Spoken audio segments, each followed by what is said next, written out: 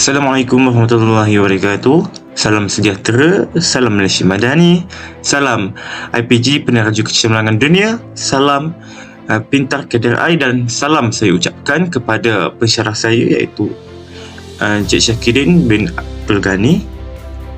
Jadi pada hari ini saya akan membuat satu perbentangan tentang aspirasi dan hala tuju pendidikan Malaysia bagi subjek JPPP 1092 Pengantar Pengajian Pendidikan. Jadi sebelum saya memulakan perbentangan saya, jadi baiklah saya mengenalkan diri saya terlebih dahulu. Jadi nama saya Muhammad Adam Haikal bin Zulkifli, daripada program PPISMP 2526, dan saya daripada kelas Bahasa Melayu Unit 2. Seterusnya kita masuk kepada isi kandungan dalam slide saya ini.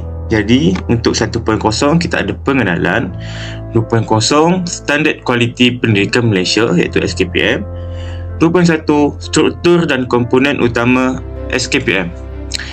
Maksudnya 3.0 tentang Pelan Pembangunan Pendidikan Malaysia, 3.1 pula kandungan PPPM, 3.2 Objektif Pelan Pembangunan Pendidikan Malaysia, 3.3 Gelombang PPPM daripada 2013 hingga 2005, 3.4 Aspirasi Utama Sistem Pendidikan Malaysia, 3.5 Aspirasi Utama Murid, dan 3.6 11 Anjakan PPPM. 4.0 pula iaitu implikasi terhadap guru berjiwa pendidik, dan akhir sekali iaitu 5.0 rumusan. Jadi kita masuk kepada pengenalan, iaitu aspirasi dan hala tuju pendidikan Malaysia bertujuan untuk melahirkan generasi yang berilmu, berkemahiran serta berakhlak mulia selaras dengan perkembangan dunia masa kini. Sistem pendidikan negara dirangka melalui pelbagai dasar dan pelan pembangunan bagi memastikan kualiti pendidikan sentiasa dipertingkatkan. Dalam usaha untuk mencapai matlamat tersebut, peranan guru amat penting kerana guru bukan sahaja menyampaikan ilmu, malah dalam membentuk khasiat dan nilai dalam diri murid. Oleh itu, guru perlu memiliki jiwa pendidik yang ikhlas, berdedikasi dan komited dalam mendidik generasi masa hadapan. Dengan adanya guru yang berjiwa pendidik ini, aspirasi dan hala tuju pendidikan Malaysia akan direalisasikan dengan lebih berkesan. Jadi seterusnya kita masuk kepada 2.0 iaitu Standard Kualiti Pendidikan Malaysia. Standard Kualiti Pendidikan Malaysia yang dikenali oleh SKPM ialah satu instrumen penilaian untuk memastikan kualiti pendidikan di sekolah sentiasa berada pada tahap yang baik. SKPM bertujuan untuk meningkatkan kemenjadian murid agar mampu bersaing pada peringkat global abad ke-21. Ianya menekankan pengurusan pengajaran dan pembelajaran yang berkesan di sekolah. Ianya melibatkan aspek kepimpinan sekolah, peranan guru serta pengurusan kurikulum dan kokurikulum. Kini terdapat versi baru iaitu SKPM G2 iaitu corak yang telah ditambahkan. Jadi untuk faktor yang berperanan dalam mencorak kemenjadian murid, pemimpin yang menaraju dan mengurus institusi pendidikan, guru yang terlibat dalam proses pengajaran dan pembelajaran, pengurusan kurikulum dan kokurikulum, prasarana dan sumber pendidikan, pembentukan sesiah murid dan pelibatan komuniti dalam pendidikan. Jadi untuk 2.1 iaitu struktur dan komponen utama SKPM. Yang pertama, kepimpinan dan hala tuju, iaitu sekolah berperanan sebagai pemimpin berimpak tinggi dan berupaya untuk menggembleng dan menggerakkan warga sekolah secara bersepadu untuk memajukan sekolah dan meningkatkan kualiti pembelajaran dan pengajaran iaitu PDP. Seterusnya iaitu pengurusan organisasi. Organisasi sekolah diuruskan dengan mengambil kira potensi dan keperluan staf, kemudahan sumber dalaman dan memanfaatkan sumber luaran supaya sekolah dapat berfungsi dengan cekap dan berkesan. Yang ketiga iaitu pengurusan kurikulum, sukan dan ahli ehwal murid, iaitu bidang kurikulum dan kokurikulum dan sukan dan ahli ehwal murid diurus dengan cekap dan berkesan bagi memastikan sekolah berfungsi sebagai institusi pembelajaran dalam melahirkan murid yang seimbang dari segi intelek, rohani, emosi dan jasmani. Yang keempat iaitu pengajaran dan pembelajaran. Guru merancang dan melaksanakan proses PDP yang berkualiti tinggi dan bersungguh-sungguh untuk memperkembangkan potensi dan pencapaian murid pada tahap optimum secara berterusan.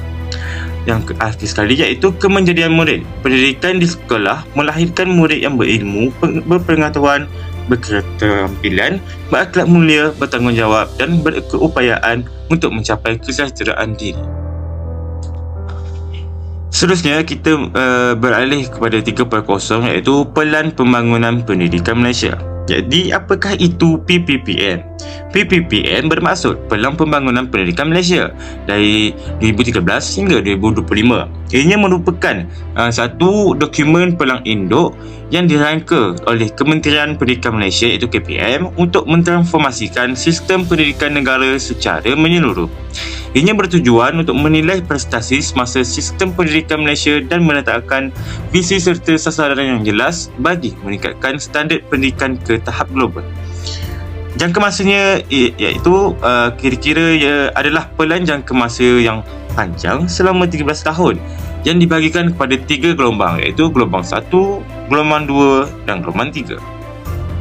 Jadi ini menunjukkan kandungan yang terdapat di dalam PPPM iaitu objektif Pelan Pembangunan Pendidikan Malaysia, 3 gelombang PPPM, 5 aspirasi utama sistem pendidikan Malaysia, 6 aspirasi murid dan 11 anjakan utama transformasi sistem pendidikan negara. Jadi mari kita lihat Pelan Pembangunan Pendidikan Malaysia iaitu memahami prestasi semasa sistem pendidikan Malaysia dengan mengambil kira kekuatan dan kelemahannya. Yang kedua iaitu mewujudkan visi dan aspirasi yang jelas untuk sistem pendidikan dan setiap murid bagi 13 tahun yang akan datang. Dan akhir sekali iaitu menggariskan program transformasi yang berkomprehensif untuk sistem pendidikan.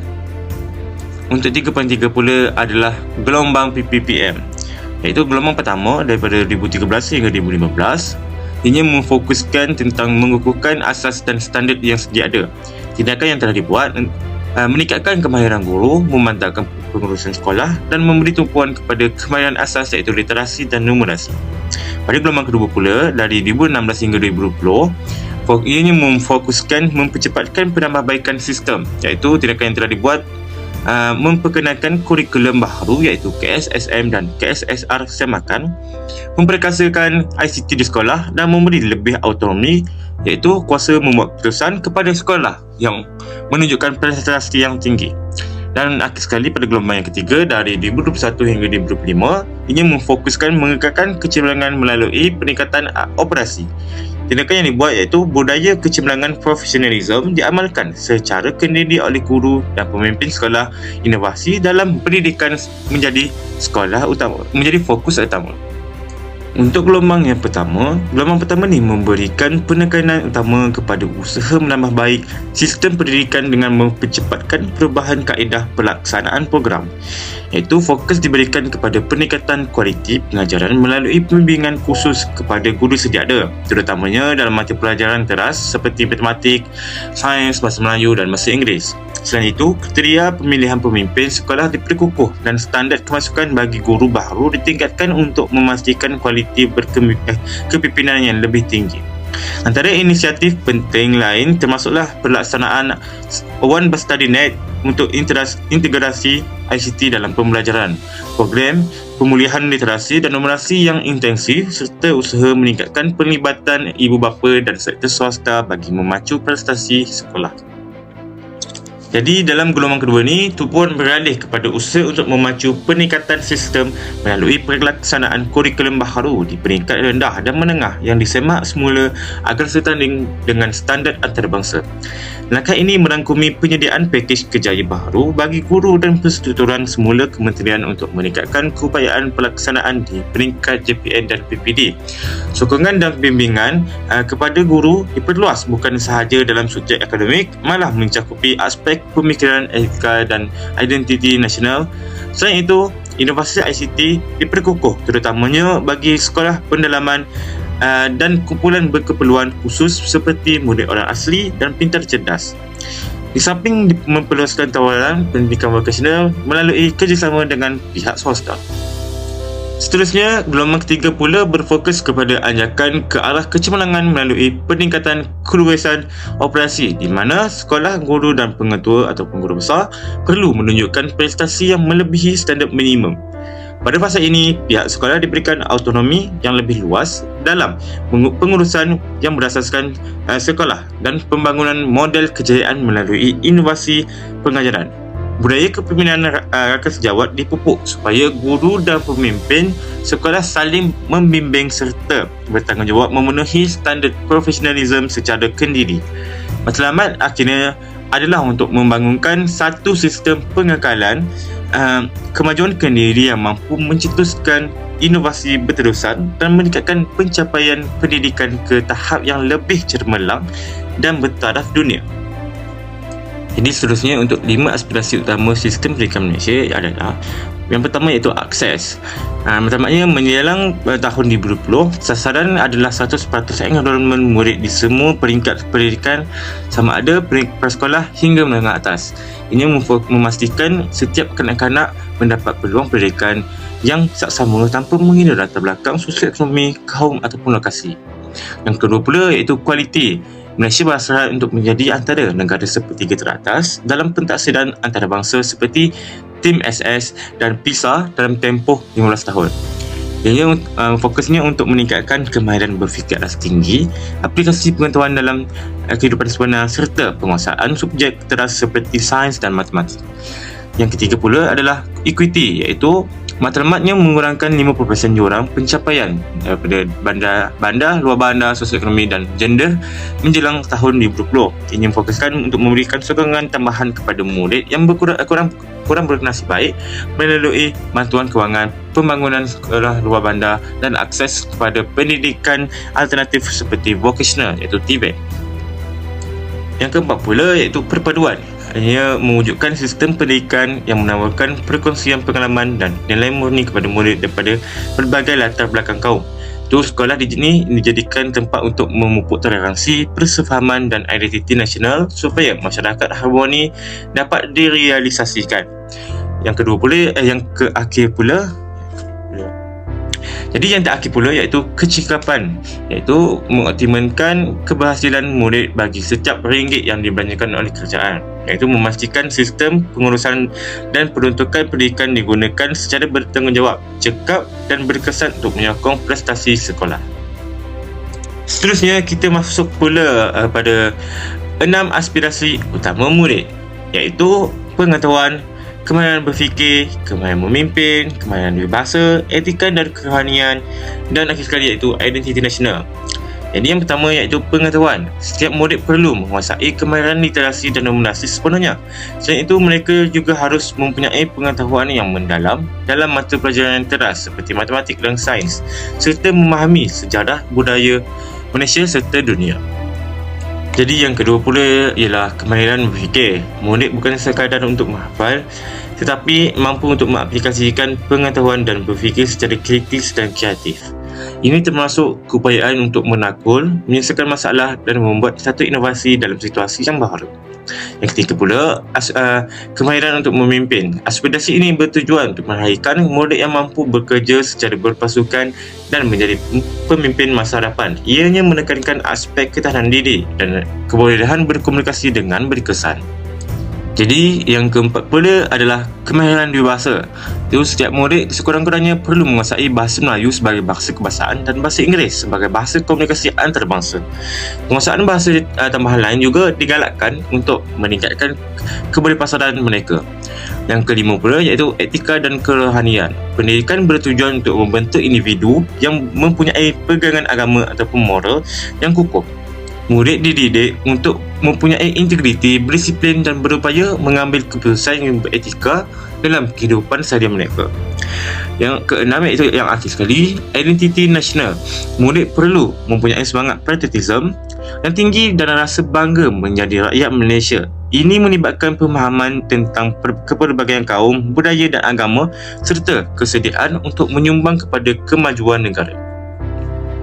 Jadi seterusnya kita beralih kepada 3.6 iaitu 11 anjakan PPPM.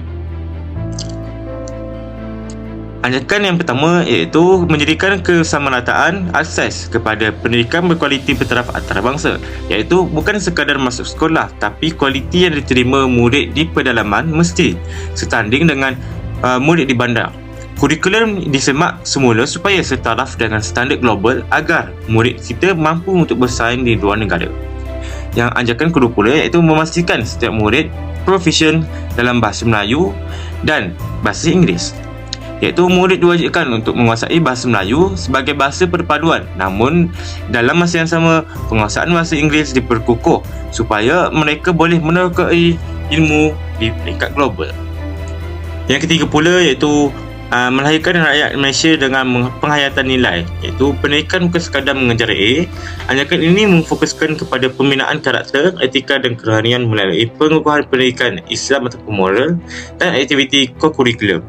Anjakan yang keempat pula iaitu mentransformasikan keguruan sebagai profesi pilihan. Syarat kemasukan guru diperketat, hanya 30% gaduan terbaik yang diambil.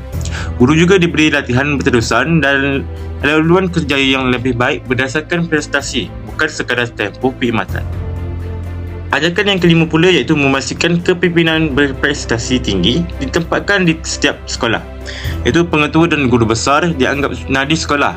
Mereka diberi latihan kepimpinan yang mantap sebelum dilantik dan prestasi mereka dipantau rapi untuk memastikan sekolah sentiasa cemerlang.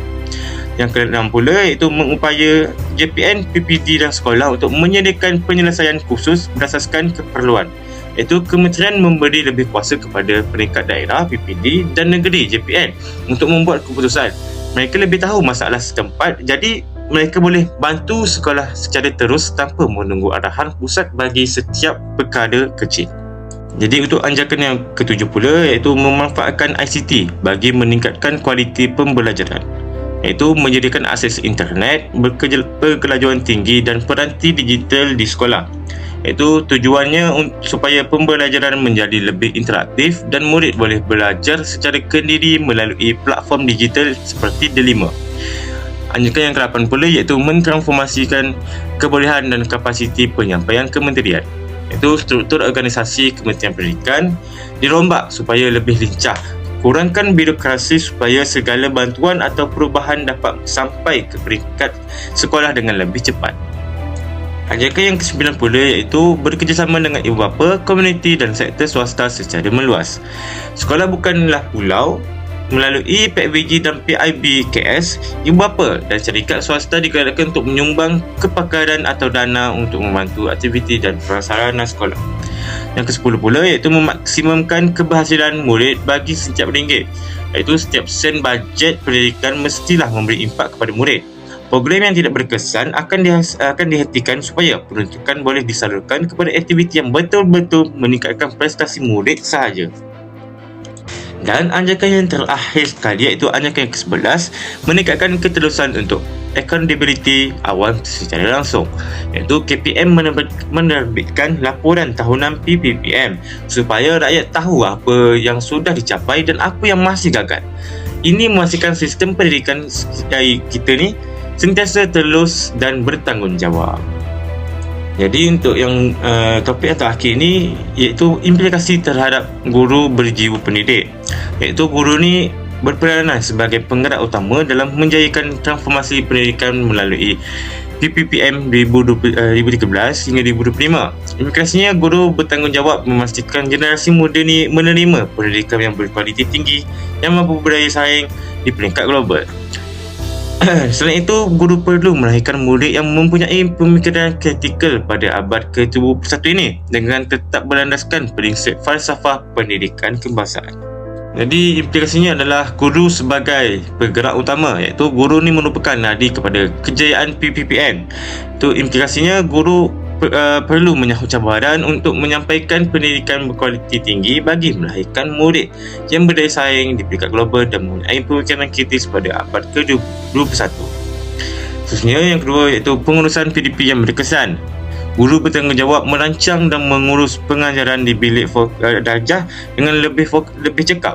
Fokus utamanya adalah untuk memastikan objektif pembelajaran tercapai dan potensi murid diperkembangkan secara optimal melalui pemantauan dan bimbingan yang berterusan.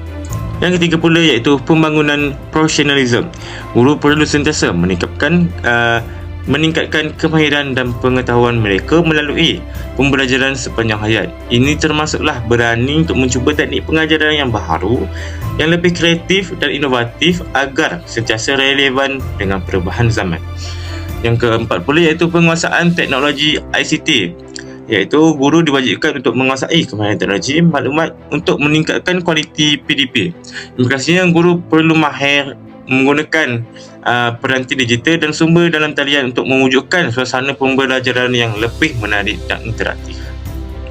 Dan yang kelima iaitu yang terakhir sekali iaitu suri teladan dan wawasan. Guru harus menjadi contoh yang terbaik dalam sasiah nilai murni dan perpaduan bagi murid-murid.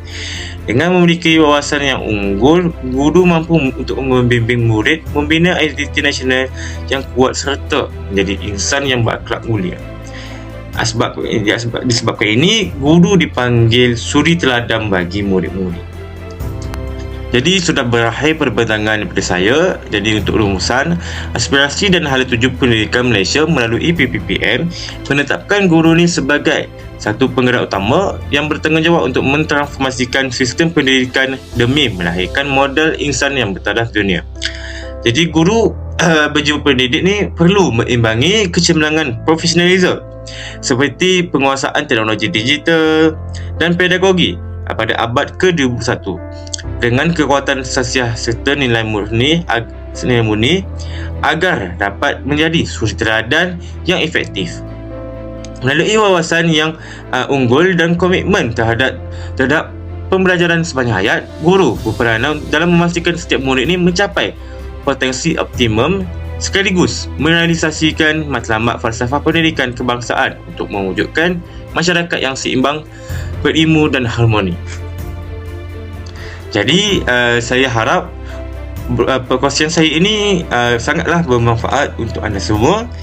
Jadi sesiapa yang ingin bertanya soalan boleh tanya di warangan komen. Jadi itu sajalah perbincangan daripada saya. Assalamualaikum warahmatullahi wabarakatuh. Sekian, terima kasih.